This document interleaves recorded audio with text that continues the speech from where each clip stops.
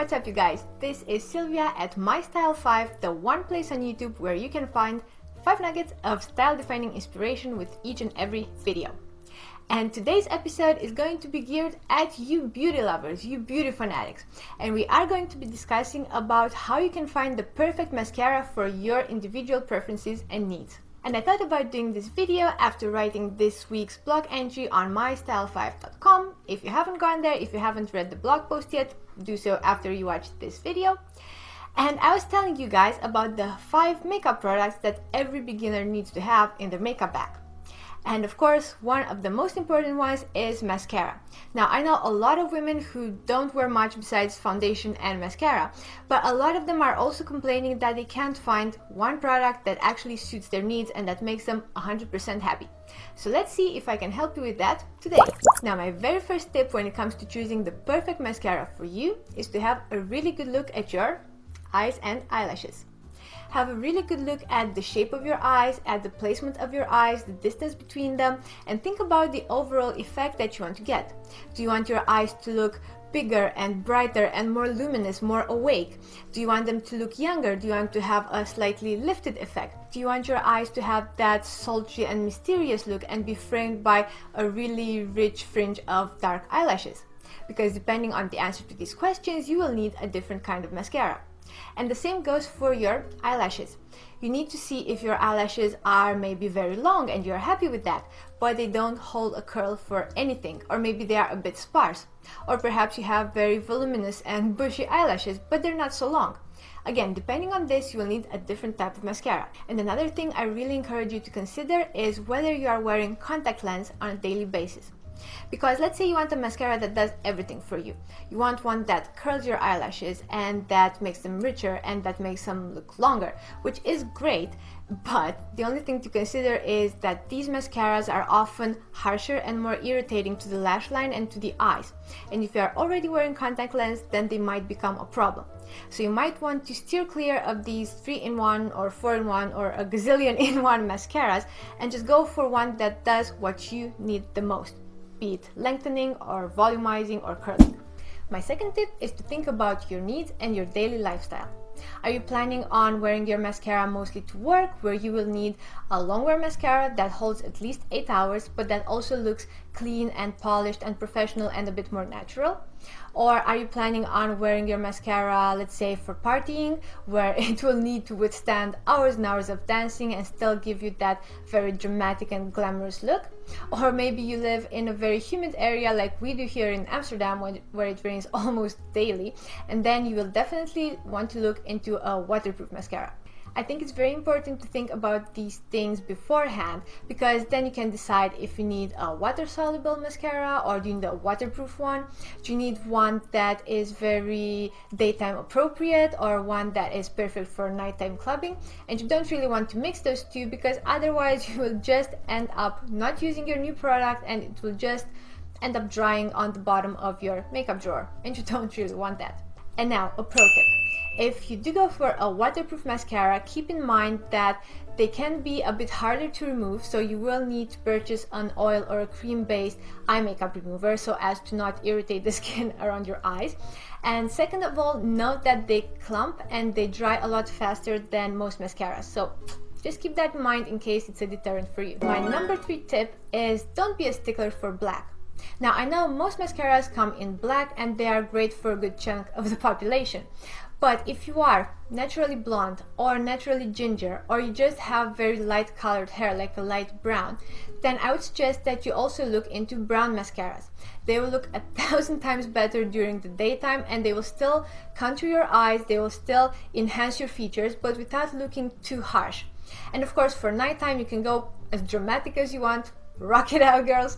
But for during the daytime, especially for the office or for university or for school, you might want to look into an option that is a little bit more toned down. Of course, you do you. If you want to wear black mascara, be my guest, but I just wanted to draw your attention to this option that not a lot of women consider.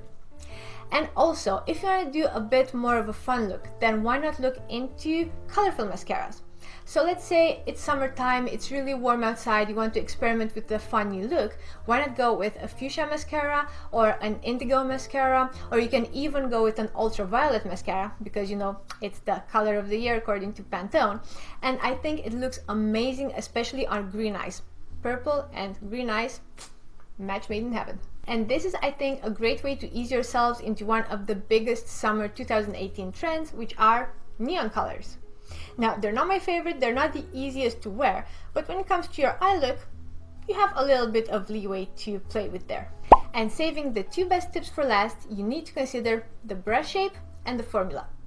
Now, this is a little bit of a chicken and egg conundrum. Some people say that, of course, the brush shape is what matters, while others say, nah, is the formula. And what I say personally is that the best thing you can do is look for a mascara where the brush shape and the formula work together. You need them to act synergistically for the optimum effect. So if you're looking to lengthen your eyelashes, then I suggest you look for a really thin but really dense brush that will allow you to coat your eyelashes in the product very evenly and smoothly. And if you're looking to volumize your eyelashes, then you would look for a really thick, chubby brush that will actually allow you to separate and fan out your eyelashes and coat them in the product so they look a lot chunkier. And if you're looking to curl your eyelashes especially, then you can also look for a curled brush. Besides helping you get an even application, curled brushes also help you keep the shape. Now, my favorite brush shape is a spiral one, like you can see in this Givenchy mascara.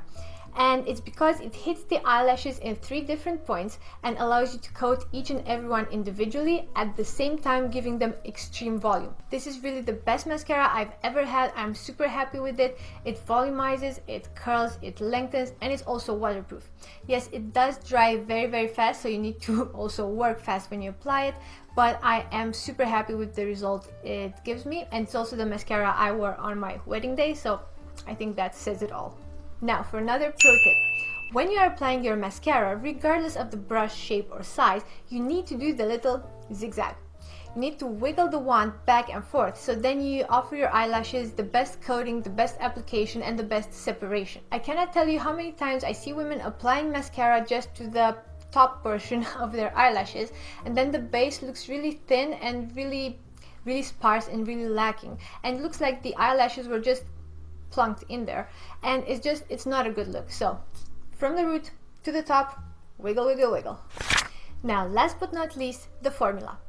If you're looking for a lengthening mascara, you will get one with plastic polymers that actually bind themselves to the lashes, making them look longer. So basically, these polymers actually extend your lash beyond their tip. What they will not do though is add any extra volume. So if you're looking for that, you will need a volumizing mascara, and they are based on silicone polymers that actually make your eyelashes look really coated and really full, but they will not lengthen them. Curling mascaras, on the other hand, give you that very feminine, very curled look and actually help you keep that shape thanks to a mix of polymer and waxes. But do keep in mind that they are thicker, and thicker oftentimes means clumpier.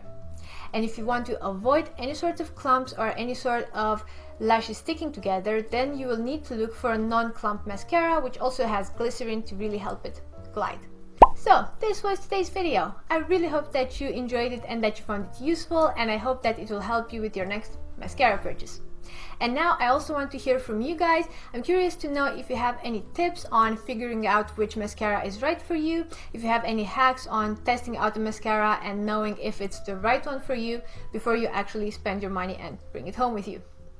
Alright, thank you very much for watching. If you liked the video, don't forget to give it a big thumbs up. This way I also know if you like it, and I will do more such videos for you guys. If you haven't subscribed yet, do so right now, because then you will always be notified when I upload something new and good for you guys. Alright, thanks again for watching. Have a fabulous day ahead, and I will see you here soon. Bye!